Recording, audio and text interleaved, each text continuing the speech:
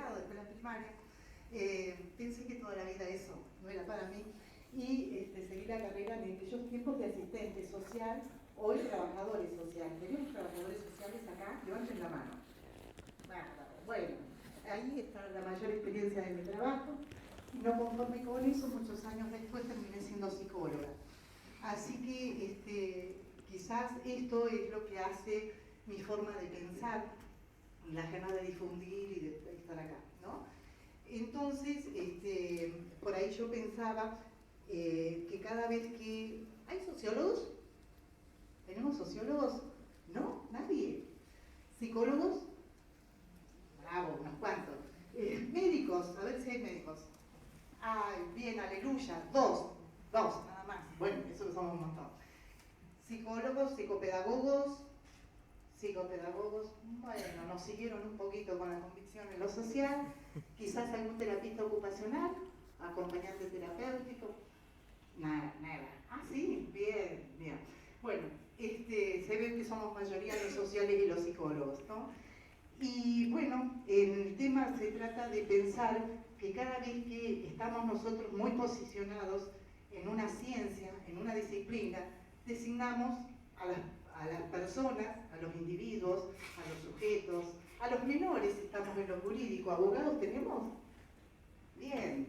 Sí, por ahí hablamos de menores, bueno, con los cambios de ley ahora no se puede decir menor, ¿no? Entonces de esa manera vamos designando al otro de acuerdo a nuestra formación profesional y a nuestros posicionamientos teóricos. Y entramos así en una cuestión muy binaria entre la ciencia y la profesión. Y en esa binariedad lo que estamos perdiendo, a mi entender, con los 30 años que tengo encima de la práctica profesional, la humanidad. Entonces, la propuesta tiene que ver con pensar juntos nuevas prácticas que quizás sean más contemplativas, más contenedoras, con menos obstáculos, con menos omnipotencia, porque hay que ver lo que dice la gente, lo que dice el otro, hay que escuchar al otro. Pero el escuchar al otro implica también en pensar juntos qué estrategias se pueden elaborar para pasar del malestar al bienestar. Y en esta cosa del crecimiento de lo científico y del posicionamiento profesional, quizás lo que creo yo que ha pasado, que estamos muy atentos al rotular, al diagnosticar, a ver en qué manual entra la categoría y a partir de ahí a prescribir una medicación. Y a veces, cuando la medicación lo alcanza, quizás pensemos en los auxiliares de la medicina, en los terapistas, en los acompañantes, o en un poco de terapia con el psicólogo. De eso se trata, ¿no? Esperen que tome aire. No sé si se va entendiendo lo que quiero decir. Bueno, el tema es que así cuando yo recién me recibo de psicóloga, estaba trabajando en un servicio de atención a las adicciones por allá por el 2003, voy un día al hospital al encuentro de alguien que estaba internado, que se atendía en el servicio, y al salir viene un médico de la sala de internación y me dice si por favor no puedo ir a ver a la paciente de la habitación 7, que la madre, que me conocía, no sé si de pasillo, de la radio, de dónde, quería que yo viera a su hija.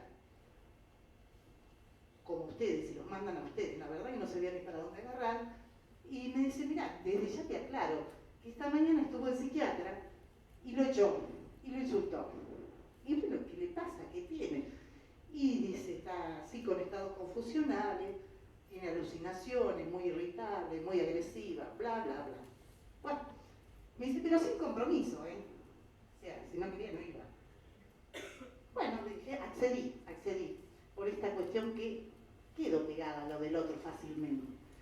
Pero ojo los psicólogos, en el tema de quedar pegado no es hacer alianzas inconscientes, ¿no? Fui por esta cuestión de humanidad, no desde una práctica profesional ni desde una ciencia, ¿se entiende? Entro, había obviamente dos internados, una acompañante, y pregunto, ¿quién es Gina? Para, qué mamita querida. Yo, ¿por qué? ¿No? De un mal mudo se incorpora a la cama. Ah, le digo, porque el médico me pidió que viniera a verte, que es una solicitud de tu mamá. Y la verdad no sé nada de vos. Lo que sé es que esta mañana echaste ¿Para qué? ¿Para qué? ¿Qué se cree ese viejo HDP que me va a venir a decir a mí con qué me di? Me estaba tratando de falopera y no me conoce. Y siguió un poquito más. A todo esto yo, había otro internado, otro acompañante, me acerqué al suelo, ¿no? Y le pregunté, ¿qué te están pasando acá? ¿Esto es solo para hidratarte? Otra vez erré en la pregunta porque se enojó también. Me dijo, yo no sé nada, a mí no me dicen nada, qué sé yo si ahí me matan alguna porquería más. O sea, alguna otra porquería había, pero... Bueno, entonces, ante la situación, yo lo que hice fue contarle quién era, qué hacía, dónde trabajaba, en qué consistía el servicio donde yo trabajaba, y enfatizar quizás que en donde yo trabajaba había sociales, había psicólogos y había operadores socioterapéuticos, y que en realidad lo que nosotros tratábamos ahí era que cuando había malestares se convirtieran en bienestares, que la gente tuviera proyecto de vida y muy especialmente que estuvieran libres de medicación y de tóxicos. Tenía una intencionalidad lo tóxico, porque había algo de lo legal y algo de lo ilegal acá. Me fui, saludé, bueno, quedamos bien, la invité a ir, que fuera con su madre, porque tenía 16 años en ese momento, me fui. La sorpresa mía fue que a la salida no había familia. O sea, quien había pedido que yo la viera no estaba. No había nadie, ni madre, ni padre, ni hermanos. Voy al office a ver si estaba el médico, ya había terminado su turno en el área de internación, sí que se había ido. Pensé en el abandono de ella, pensé en mi soledad con ella. Y fui.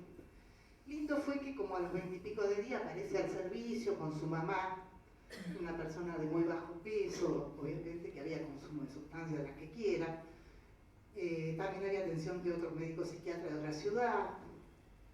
Difícil, me aguanté portazos, enojos, malos humores, encuentros de 15, 20 minutos, porque al principio no daba para más, pero fuimos elaborando esa parte docente de mi nación, que trajera el nombre del medicamento, que trajera el prospecto, leer el prospecto juntos, que pudiera decirle al psiquiatra por qué no quería tomar esa medicación, poderle decir que estaba en terapia y que con esa medicación ella me decía que la enojaba mucho porque la dopaba y no la dejaba pensar. O sea, que imagínense los encuentros conmigo que podíamos hacer. Leyendo los prospectos pudimos abordar los tóxicos ilegales, o sea, el consumo simultáneo de lo del médico psiquiatra con el alcohol y otras cosas más. Fuimos bajando el enojo, fuimos comprendiendo, fuimos elaborando juntos estrategias. Yo nunca le escribí al psiquiatra de ella, simplemente la preparé a ella para que hable con su psiquiatra de lo que quería y de lo que la enojaba y de lo que sentía. También me fui preparando yo porque esos medicamentos no los conocía, así que, y fui aprendiendo muchísimo, digamos, de lo que era una partus, una enfiestada, o sea, el comportamiento sexual grupal en jóvenes de esa edad, los favores sexuales a los agentes de policía para lograr la protección de los masculinos o de los varones o de los sujetos, ¿no?, que podían adquirir para el grupo y para ellas especialmente. Por ahí cosas que rayaban con la promiscuidad, la prostitución, con abortos clandestinos, o sea, fueron 3 años y medio, ¿verdad?, de tratamiento, donde al principio los tiempos intentaba yo manejarlos citándola todos los días, el mismo día de la semana, a la misma hora. Después duraba el encuentro lo que ella podía, no lo que yo decidía.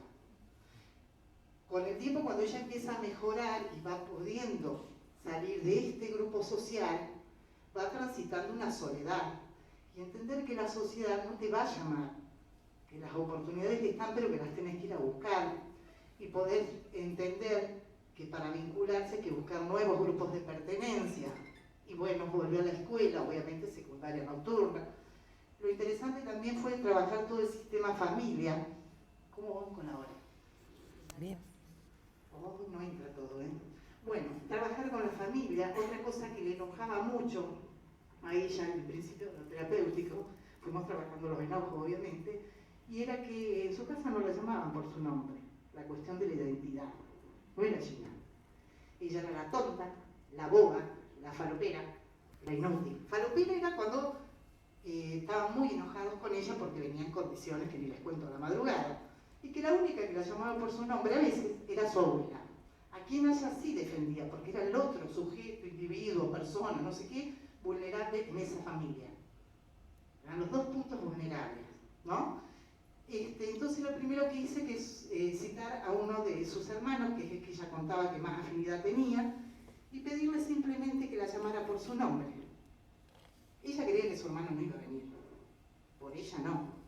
Pero su hermano vino, su hermano se instaló, yo pensaba hacer una cosa de 10 minutos y quedó 40. ¿No? Esto de los tiempos, ¿de quién es el tiempo? Que también en las prácticas de psicología parece que hay que estar mirando un reloj y desde ya está el respeto por el que sigue, están los honorarios, pero así deshumanizamos nuestras prácticas clínicas. A eso es lo que yo quiero llegar, ¿no?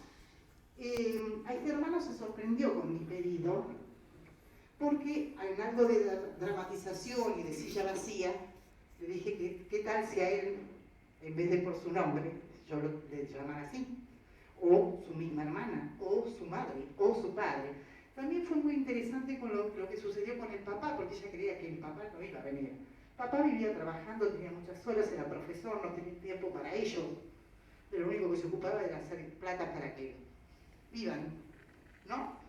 Y se equivocó también. Yo le dije, mira, vos decile que venga, después el problema de él si lo hace o no.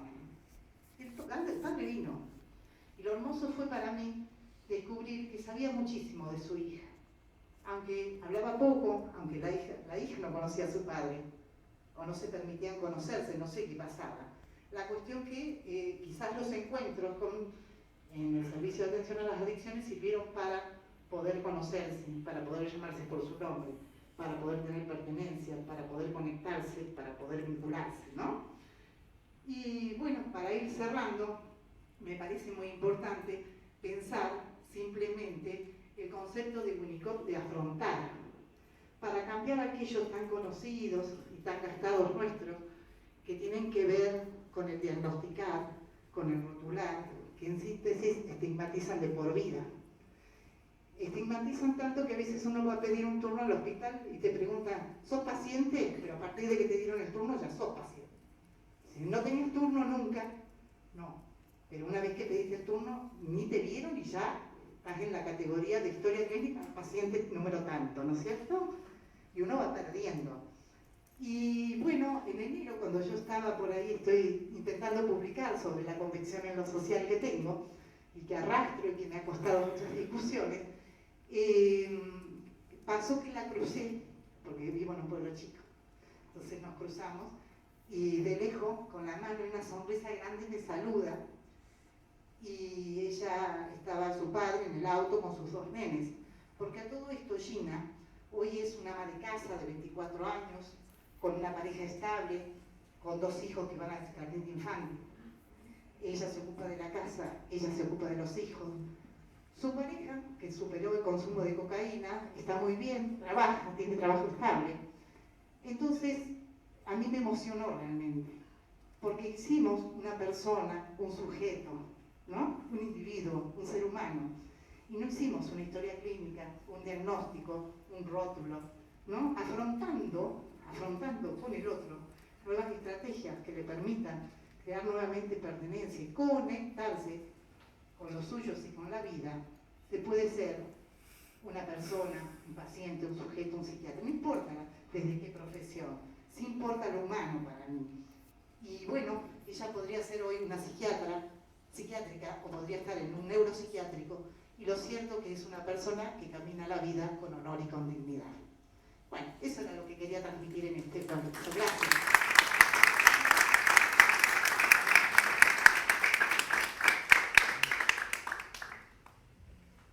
Bueno, el tema mío es parte de una investigación para tesis doctoral que se llama Modelo de Mediación Simbólica y Representaciones Sociales acerca de la locura. La investigación se desarrolló en una institución de salud mental